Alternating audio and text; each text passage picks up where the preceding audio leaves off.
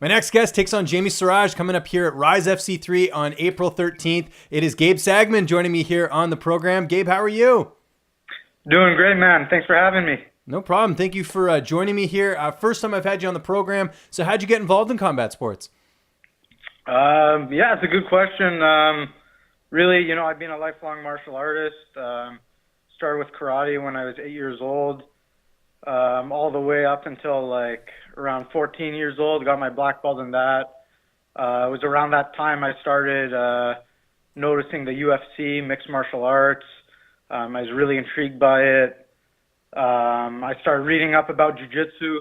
And, at the time I was more interested in the self-defense. I was a little scrawny teenager. So, I read about how important it is to be able to defend yourself on the ground. And I just fell in love with jiu-jitsu. So for a long time, I really focused on that.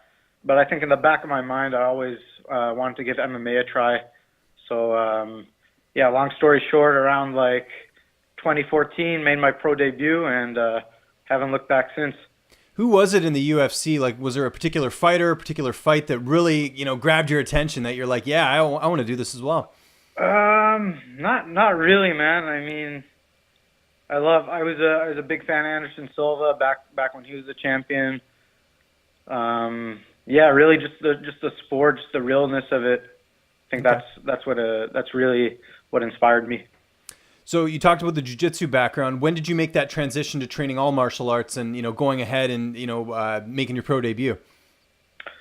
Probably around like 2012, I started training striking a little bit more. We had, back at my gym, I'm originally from Toronto, BJJ. We had some guys that were competing in amateur fights. I did a few of those shows out in Quebec. They kind of, I guess they call it like mixed boxing. I'm sure you've seen it where they have kind of like big open palm gloves. So I did a few of those. Just kind of went from there.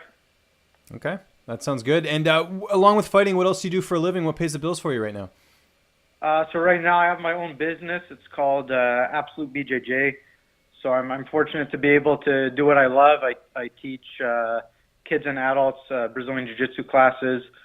We're actually, our primary location, we're operating out of House of Champions here in Stony Creek. So it's a real great setup for me right now. I'm working here with my coach and manager, Crew Lin. So he gave me an awesome opportunity here, opened the doors to me. And it's great. I get to teach, train, work with the pro fighters at the gym. So I couldn't be happier. That's awesome, man. Yeah, it's better than being, like working like on Wall Street or something. At least like it's in the same field, which is awesome. Really big fight here for Rise FC. You're an Ontario guy. You're fighting in BC. How did this all come together? So the matchmaker for the promotion, Darcy, he reached out to me late last year. He was just kind of inquiring about my availability. And, of course, I jumped on it. I said, hey, man, I'm ready to fight whenever you want me to. And, I put him in touch with Crew Lin, and it just went from there. And you're taking on a really tough guy in Jamie Siraj, who, a lot of people know is, one of like Cajun Johnson's proteges. How do you feel like you match up against him here? I feel good about it. I haven't really studied Jamie too much. I'm more just kind of focused on my own thing and what I'm going to do. Mm-hmm. But I'm not taking him lightly by any means. I know he's a well-rounded kid, so I'm just kind of covering all bases, getting ready for anything. And let's talk about training camp. You talked about your gym there. I imagine training partners. Kyle Nelson, is that a guy you train with, the Monster? Yeah, I do quite a bit of work with him. So it's great getting to work with him, especially now. He's a little bit leaner than he usually is, so it's a little bit easier there. Okay, that's good. Yeah, Kyle's fighting on that Ottawa card, so I guess the timing of this fight couldn't be better because you guys are both getting ready for fights. Yeah, 100%. Yeah, and we're actually going to be doing this weekend. We're going to be flying out to Vegas, so I'm going to kind of finish up my camp around there. Nice. Train at some gyms in the area. I'm going to get to check out UFC PI, do some work there. Good for you, man. That's something I'm really looking forward to. Yeah. So what's the connection to Vegas there? Is that something Kyle set up or Crew set up? How did you end up going out there? Yeah, just through Crew and Kyle. They went there once before, not too long ago. So yeah, I'm just gonna go there and finish camp, train some gyms around there. And take advantage of that cafeteria at the PI. Yeah. It's pretty good from what I've seen. I actually got to go there. What was it, in October? I got to do a tour of the PI. It's pretty nice. So. Oh, right on. Yeah, so that's awesome. Who are some of the other training partners you get to work with other than Kyle, who, like I said, most people will know because he's in the UFC? Right. So I got my brother Gabe Sagman. Most weekends I'll go back to Toronto, so I still train at Toronto BJJ, which as far as like traditional jiu-jitsu in the gi, they got like some of the best guys in Canada there, so that's always good training. Recently I've been doing some work at Parabellum, so they got some good rounds there, got lots of bodies there. Yeah, just whatever I can find. Yeah, no, take advantage of it. I know Kyle does a lot of cross training as well, so that makes sense. And that connection to Parabellum, like you mentioned. How about the weight cut? Has that process started already? How's that going, getting down to 35? Yeah, weight cut's not too bad. I've done, like at the beginning of this camp, I was really focused a lot more on my strength and conditioning, just kind of making sure I'm going to be nice and strong for the weight class. Right now I'm like, I don't know, maybe 13 pounds out, so no, that's not feeling bad. good, feeling lean. Good. And who's going to be in your corner for this fight? So I got Krulin and not sure who else at the moment, but if it's just him, I'm sure I'll be just fine. Yeah, no, he's a great cornerman from what I hear. How do you see this fight playing out? Again, you said you want to focus more on your skill set as opposed to your opponent. What can we expect on April 13th? Yeah, I mean, you can expect non-stop action.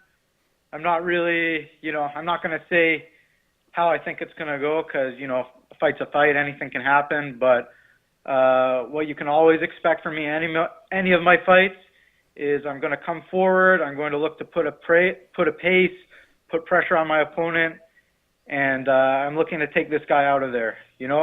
I'm ready for 3 rounds. If it goes the distance, I'll be ready for that too. But I'm always looking for the finish.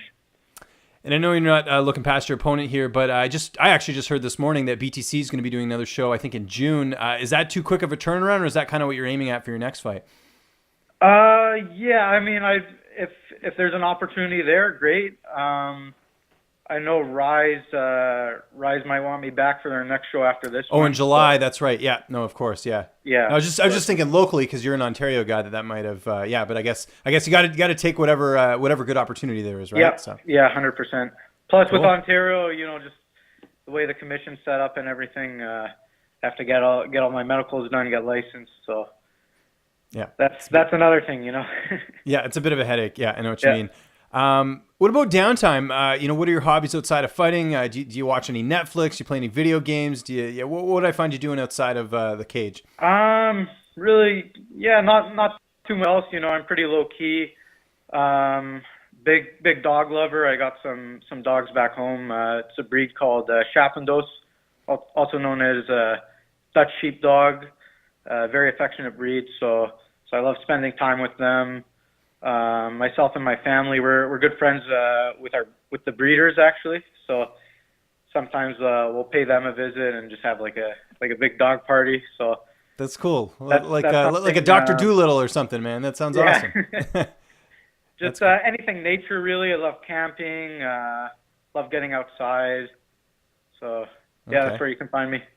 Well, I was going to say on that note, are you just flying in for the fight and then flying out? Because it's actually the weather in BC is pretty good. If you're an outdoors guy, you might be able to go hit up some nature up here. Yep, yeah, I've heard it's beautiful. Haven't really planned that out too much yet, but if I can, fight's the most important thing. Yeah, for sure. Yeah, so, I'd love to stay extra few days, do some sightseeing. That'd be great. Cool. Well, in the meantime, we got to check out this fight. It is Rise FC3 coming up here April 13th. If you can't go see this one in person, you can watch it on Fight TV online. Gabe, it was great talking to you, man. I appreciate the time. Just remind people where they can find you on social media, and if you have any sponsors or shout outs or thank yous or anything like that, man, the floor is yours. Awesome. Yeah, thanks a lot, brothers. Social media, most of my stuff, Instagram, Facebook. My handle's Samurai Sagman. You can find me on there. Of course, I've got to thank my gym, House of Champions, Crew Lynn. Shout out to my strength and conditioning coach, Adam Lloyd, ALP Training Institute, my sports nutritionist, Dr. Aaron Zadek, Absolute BJJ, Float Toronto, Bolo Acai, Apex Training Center. If I forgot anyone, I'm sorry. But yeah, just anyone who's helped me for this camp or along the way. Thank you so much. Jiu-Jitsu for Life team. Can't forget them.